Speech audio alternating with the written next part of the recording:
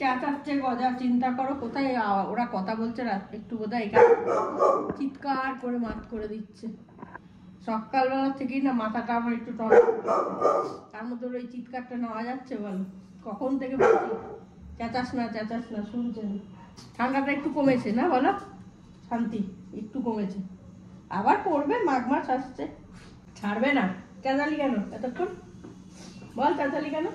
দেখো এসছে এখন আদর খেতে, গলা ভেঙে যাচ্ছে তো চিৎকার করে করে। গান গাইতে পারবে না আর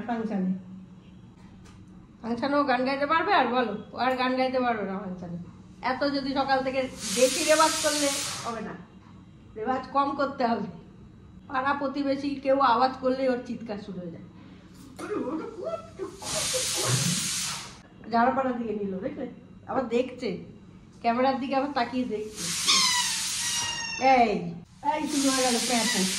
যখনই তুমি শুটিংয়ে বসবে, বিশেষ করে বাংলা রেমেডি বা খাবার শুটিংটা করতে বসবো, ওর এই শুরু হয়ে যায় প্যাঁপো করতেই থাকবে। ওই দেখো, দেখবে? ও বাবা, এই যে সুস্মিতাদির এই খেলনাটা আবার চালাতে গেছে। চন্দন এলো বোধহয়, দেখি ওদিকে আবার সিটি পোড়াটা হয়ে গেল, ওই জন্য চালাচ্ছে। দেখেছো? কই আমায় ফোন করেছে? আমার তো ফোন এখানে, সারা পৃথিবী সাক্ষী আছে, আমার কোনো ফোন আসেনি। চন্দন আজকে বাজার থেকে কি এনেছে দেখো, আমার মুখে হাসি ফুটে গেছে। বুঝতেই পারছো মনে হচ্ছে ব্যাপারটা কি। চিংড়ি মাছ 4 পিস চিংড়ি এনেছে, আবার এগুলোও নিয়ে এসছে, দাঁড়াগুলো, এগুলো ভাজা করব, খেতে দারুণ লাগে জানো তো। চিংড়ি মাছ এনেছে, আর ওর জন্য বাটা মাছ এনেছে। ওর না, সকলেরই, এতগুলো তো আর ও খাবে না, সকলের জন্য এনেছে। আজকে ওর জন্য করে দেবো, তো চিংড়ি খায় না, সেই জন্য বাটা করে দেবো একটুখানি, আর বাদ বাকি কালকে করবো। বলেছিলাম যে একটু বেগুন এনো তো, বেগুন পোড়া খাবো, তো সেই জন্য দেখি বেগুন নিয়ে এসছে দোকানে, মোটা মোটা, তো ভালোই হয়েছে। আর চিংড়িটা দিয়ে আজকে আমি ভাবছি একটু ডাব চিংড়ি করবো। অনেকদিন ধরেই একজন কমেন্ট করছিল ডাব চিংড়ির রেসিপিটা, তো আমি সেই জন্য ভাবলাম যে আজকে একটু তাহলে সহজ পদ্ধতিতে ডাব চিংড়ি কীভাবে করা যায় সেটাই করব, ইচ্ছা আছে। দেখা যাক কী হয়, কী করি। আর এটা এখনো চেঁচিয়ে যাচ্ছে জানো, দরজার সামনে বসে বসে। ও তো অতন্দ্র প্রহরী, ও হচ্ছে আনঅফিসিয়াল প্রহরী এখানকার। অর্ডারও ছিল এখানেরও, ওরা বলে আবার ও চিৎকারটা মিস করে। আমি যে বাবা পাগল নাকি তোমরা, হ্যাঁ? আর এই হ্যাপি বার্থডে এখনো খোলা হয়নি, এটা বোধহয় নিউ ইয়ারে খোলা হবে। তোমাদের দেখিয়ে দিই, দাঁড়াও। ঘরটা পরিষ্কার করেছি, চেঞ্জ করেছি, বললাম না চেঞ্জ করেছি। এইদিকে ছিল আলমারিটা, সেটা এইদিকে নিয়ে নিয়েছি, এই যে। আর আপাতত গদিটা তুলে রেখেছি, না এটা না পরিষ্কার করা যায় না মেঝেটা জানো তো, সেই জন্য গদিটা তুলে রেখেছি, যখন দরকার হবে পেতে দেবো। রেগুলারের ঝাড়মোছটা না হলে হয় না, এইগুলো একটু কাচতে হবে বলে এখানে চেয়ারে রেখেছি। আর ওইগুলো আমার রোজকার পড়ার জিনিস। এই পুজো টুজো কমপ্লিট করলাম, করে এবারে রান্নায় ঢুকবো। তো আমি আজকে ডাব চিংড়ি করবো, তোমাদের তো বলেইছিলাম। এই দেখো এখানে চিংড়ি মাছগুলো সব ধুয়ে রেখে গেছি, আর তেল গরম হয়ে গেছে, তেল দিয়ে দিয়েছি, গরম হয়ে গেছে। এবার আমি একটা মাছ ভাজবো, আর বাদ বাকিটা ডাব চিংড়ি করবো। মাছ ভাজাটা প্রথমটা করে নিই। ডাব চিংড়ির মাছ তো আর ভাজতে হবে না, কিন্তু গলদা চিংড়ি আসলেই না আমার ভাজা না খেলে হয় না, বুঝলে তো। হলুদটা ওখানে দিয়ে দিলাম, নুনটা এখানে মাখাবো, আর এই যে দাঁড়াগুলোও ভাজবো। এগুলোর মধ্যে হলুদ দিতে হবে, আমি ওটা আগে ছেড়ে নিয়ে এগুলোর মধ্যে আবার হলুদ দিয়ে দেবো, ততক্ষণে নুনটা ঢুকুক ভেতরে। এবার এগুলোর মধ্যে একটু হলুদ দিয়ে দিচ্ছি, দানা একটু দিয়ে দিই।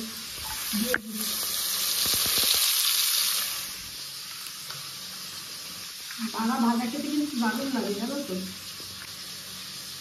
এখানে দেখো ডাবের জলটা এখানে রেখে দিয়েছি, আর ডাবের শাঁসটা বাটতে হবে।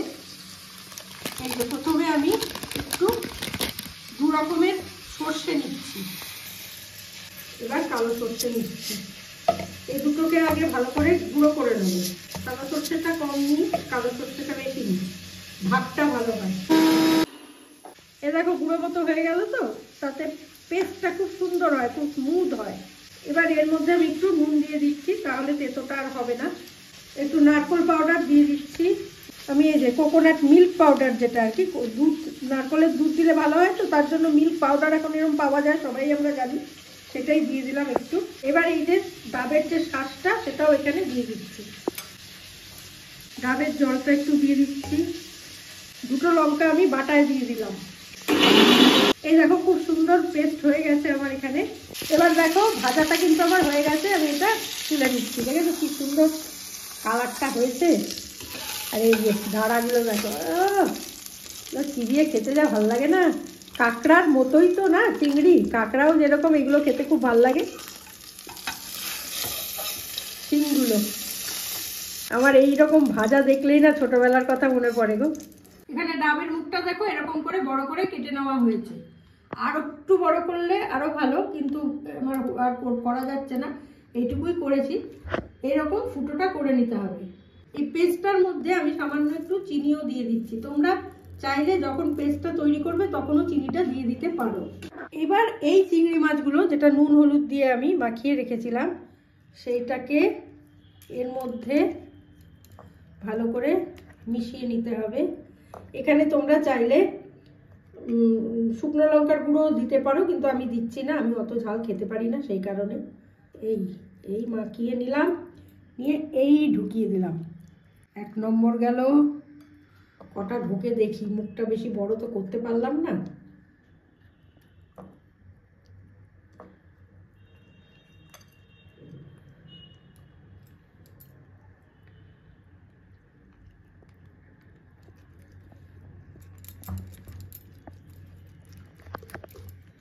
দু নম্বর গেল, এই দুটো আমি ঢোকাতে পারলাম, ঠিক আছে।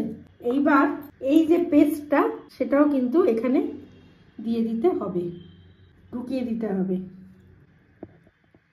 এর মধ্যেই আমি দুটো লঙ্কাও দিয়ে দিচ্ছি, ভেতরে ঢুকিয়ে দিলাম। এবার এখানে তো মোটে দুটো ঢুকলো, আরেকটা ঢুকলো না, এটা দেখি ভাজাই করে ফেলবো আবার।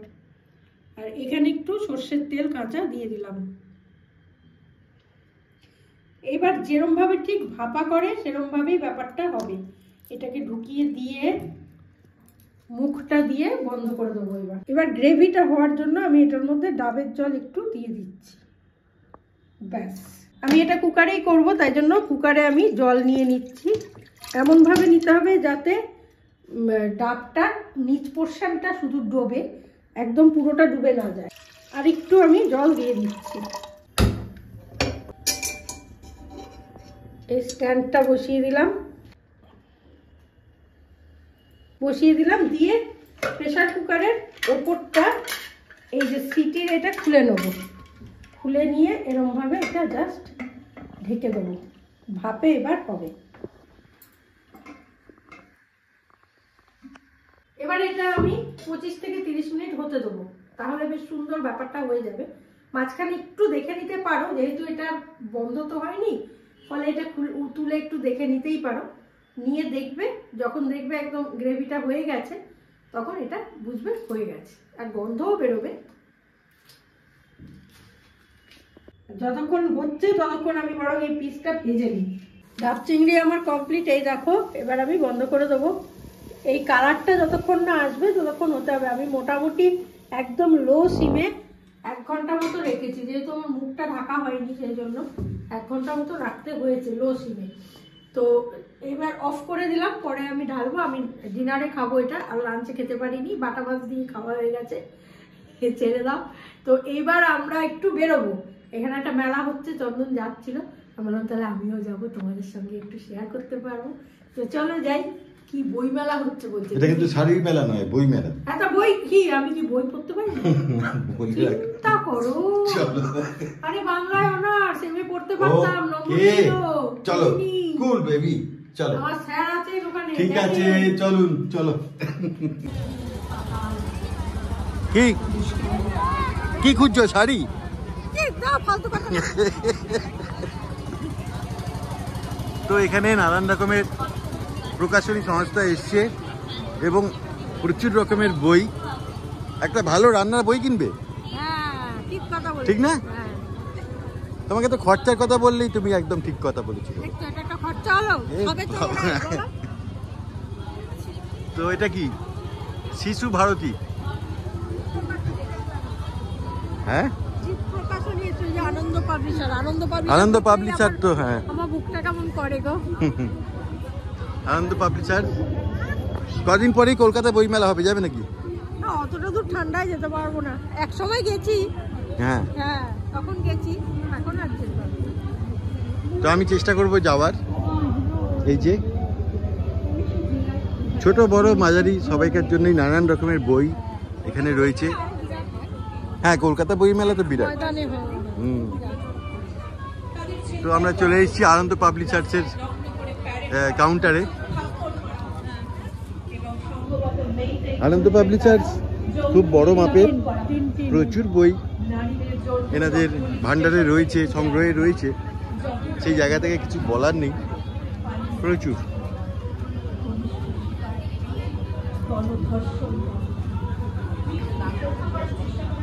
কি এটা নেবে? দেখছি এটা নেবো না এটা নেবো, এটা বেনুদি রান্না বান্না, দাদা যেটা ভালোবাসতো সেটাই বেনুদি রান্না করতো। দেখো চটজলদি জল খাবারটাতে কিছু কোথায়? আছে দেখেছো? কিছুই তো করবে না, বইগুলো নিয়ে গিয়ে। কম তেলে না, রান্না। বইগুলো তো তোমার তাকে তোলা থাকে, কিছুই তো করবে না, ঠিক না দাদা বলুন? এখান থেকে এমন কিনবে যেন কাল থেকে নামিয়ে দেবে, কিচ্ছু হবে না, জল গরমই হবে। বাবা, ঠিক। ওর কথায় হ্যাঁ বলবেন না, ও খাওয়ার মধ্যেই আছে। এ বাবা, জানেন? ছি, ছি, ছি। বইটিকে এখানে বই কিনেছে, একটা এটা আর একটা এটা। না, বুঝলাম। একটা কথা, আমার পরিণতি দেখো। আগে কলকাতায় যখন আমি বইমেলায় যেতাম, প্রোগ্রাম করতেই যেতাম, সেখান থেকে আমি গানের বই কিনতাম। এখন রান্নার বই। এখন আমি রান্নার বই কিনি। এ বাবা, সেটা দিয়ে এটা দেখলে মাম হ্যাঁ? আর কি কিনবে? আর কি কিনবো? বইয়ের দোকান, বই মেলায় এসে আর কি কিনবো? বই কিনবো। কিন্তু খাওয়া দাওয়ারের কোনো দোকান নেই, দেখেছো? হ্যাঁ, দেখতে পাচ্ছি না তো। হ্যাঁ ফুচকা ফুচকা কিছু বসেনি, দেখতে পাচ্ছি। এ বাবা, বই মেলায় এসে লোকে বই খোঁজে, ফুচকা কে খোঁজে? খাওয়া দাওয়াও তো দরকার, বলো তো, তাহলে শুধু করলে হবে, খেতেও তো হবে। হুম। ওখানে একটা কিছু হচ্ছে, এই যে গৈরিকার প্রিয় কাউন্টার, পানের দোকান, ওখানে চলে এসেছে। কি পান কিনবে? যাওয়ার পথে কিনবো, এখান দিয়েই যাবো। এ বাবা, স্মোকি পান আছে, স্মোকি পান, না না, ওসব ফায়ার পান আছে। ফায়ার পান খাবো না আমি। আপনাদেরকে আরো একবার স্বাগত জানাই এবং শিল্পী বন্ধুদের শুভ কামনার সঙ্গে, নতুন বছরের শুভ কামনার সঙ্গে বিদায় জানাই। এই দিকটায় তবু কিছু খাবারের কাউন্টার রয়েছে, ওই যে দেখা যাচ্ছে। এছাড়াও মেয়েদের ব্যাগ ট্যাগ পাওয়া যাচ্ছে। শিল্পী বন্ধুদের এইখানে খুব সুন্দর মঞ্চে এই মুহূর্তে আমাদের সঙ্গে হোটেল রয়েছে।